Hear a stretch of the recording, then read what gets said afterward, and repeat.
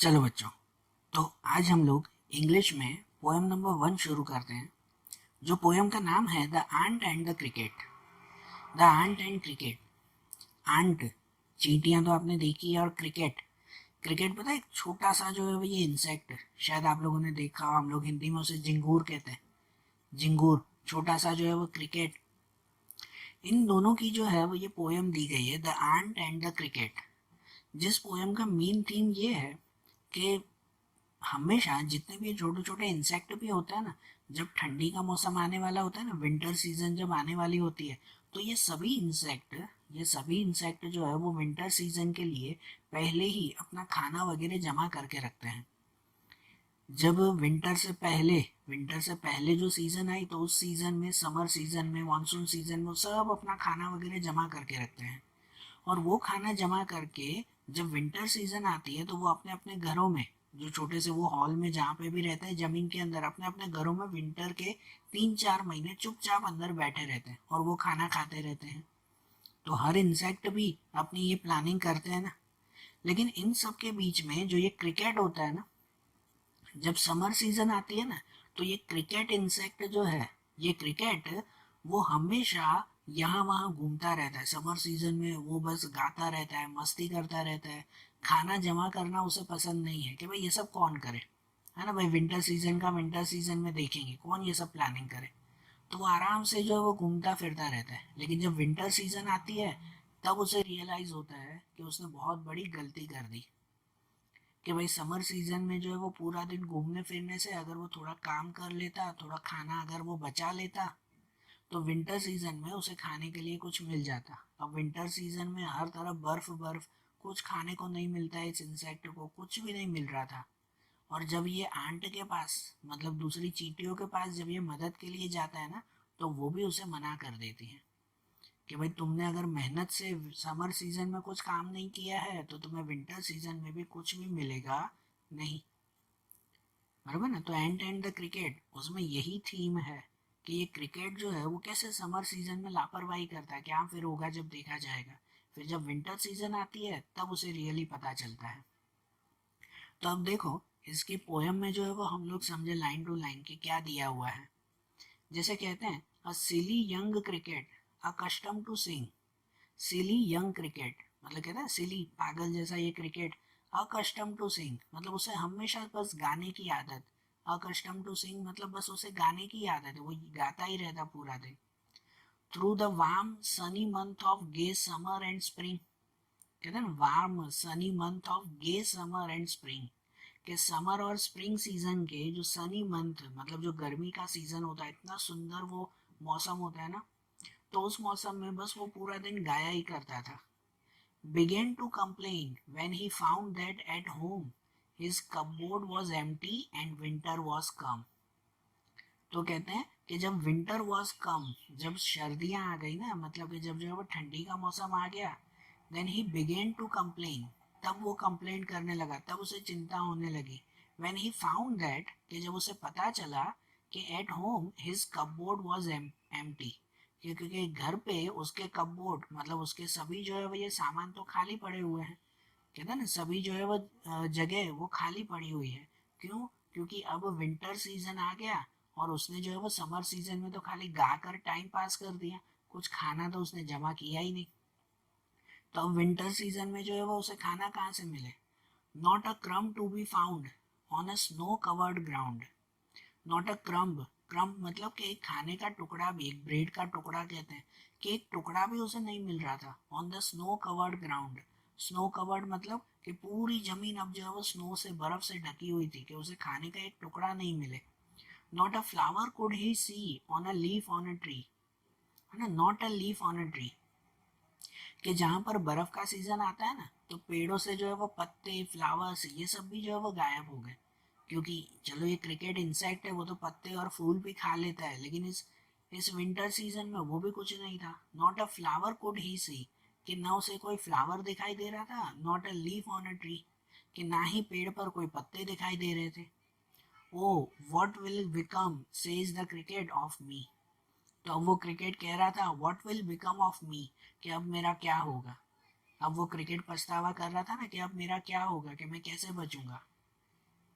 Eight last by starvation and famine made bold. कहते हैं कि एट लास्ट आखिरकार जब स्टैरवेशन मतलब कि जब भूख हद से ज़्यादा बढ़ गई, कहते हैं ना भूखमरी जैसी हालत हो गई, भूख जब बहुत बढ़ गई, and famine made bold. Famine मतलब कि ये तकलीफ जब जो है वो ये बर्फ और ये सब चीज़ें हद से ज़्यादा जब बढ़ गई, made bold, all dripping with wet and all trembling with cold. कि हर जगह पर बस वेट, बस हर जगह पर गीलापन था, हर जगह पानी पानी, बर्फ बर्फ, and all trembling with cold, और हर कोई कोल्ड ठंडी की वजह से ट्रेम्बलिंग कांप रहा था। ठंडी का सीजन था ना, हर तरफ बर्फ ही बर्फ अब छा गई थी और हर कोई जो है वो ठंडी से कांप रहा था। ये क्रिकेट भी, ये छोटा सा इंसेक्ट भी अब जो है वो ठंडी की वजह से कांप रहा था। Away he set off to a miserly ant. कि अवे आखिरकार वो जो है he set off to a miserly ant, कि वो दुखी होकर आखिरकार एंट के पास, उन चींटियों के पास वो जाने लगा।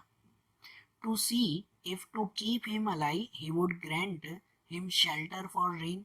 कहते हैं टू सी इफ, कि भाई ये शायद देखने के लिए, कि टू कीप हिम अलाइव, कि शायद मुझे बचाने के लिए, कीप हिम अलाइव मतलब मुझे जिंदा रखने के लिए, ही वुड ग्रांट, कि शायद वो जो है वो मुझे कुछ चीज़ें दे दे, भाई मुझे बचा ले।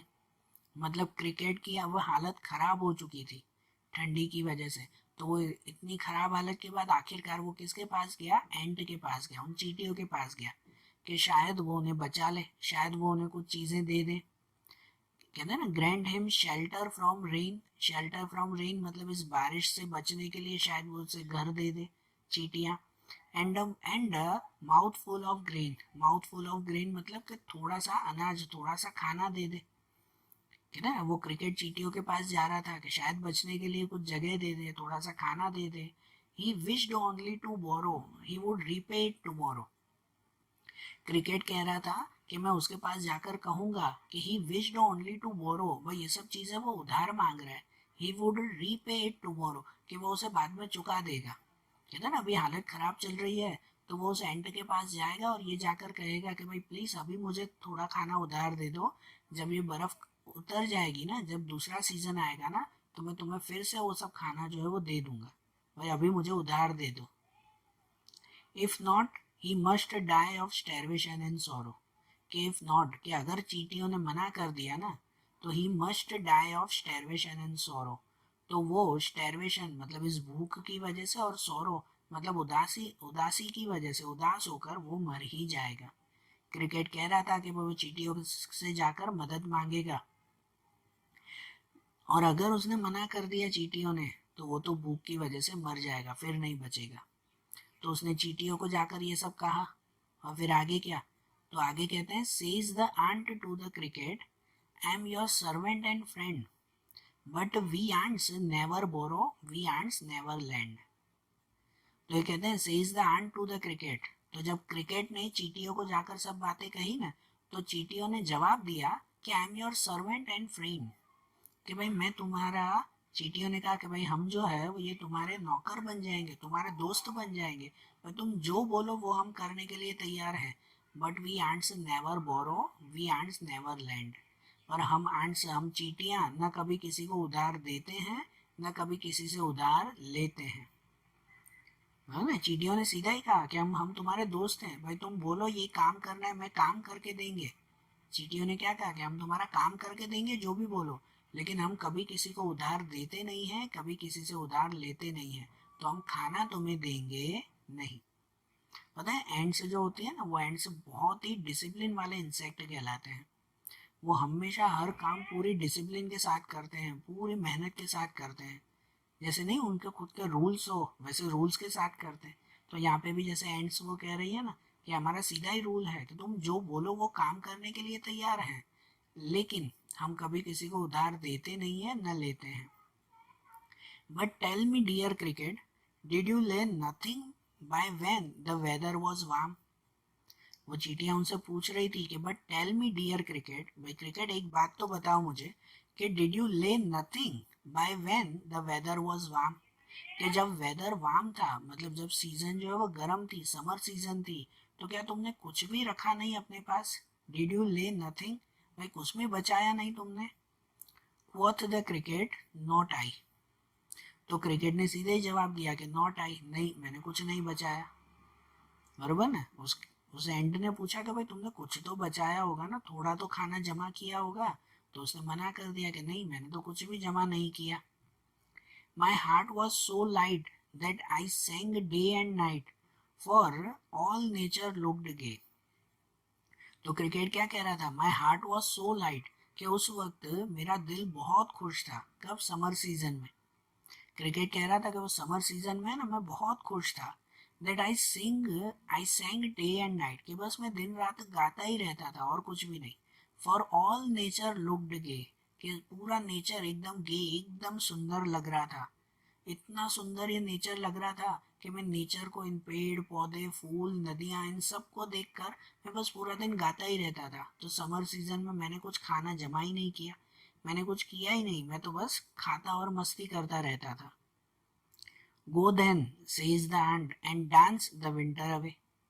तो आंट ने सीधा क्या जवाब दिया, तो फिर एक काम करो, तुम जाओ कि अब विंटर सीजन में डांस करो, बरोबर ना। जब आंट ने, अब पूरी बात सुनना, कि जब आंट ने उस क्रिकेट से पूछा कि तुमने थोड़ा तो खाना बचाया होगा ना समर सीजन में, तो क्रिकेट ने सीधा जवाब दे दिया कि नहीं नहीं, समर सीजन में तो मैंने भाई पूरा दिन जो है वो गाना गाया, कि भाई मुझे नेचर इतना अच्छा लगता था कि मैं पूरा दिन गाता रहता था।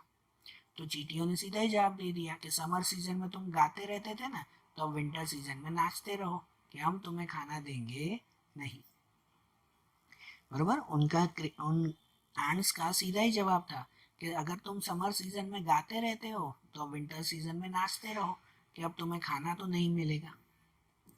कि thus ending he hastily lifted the wicket and out of the door turned the poor little cricket।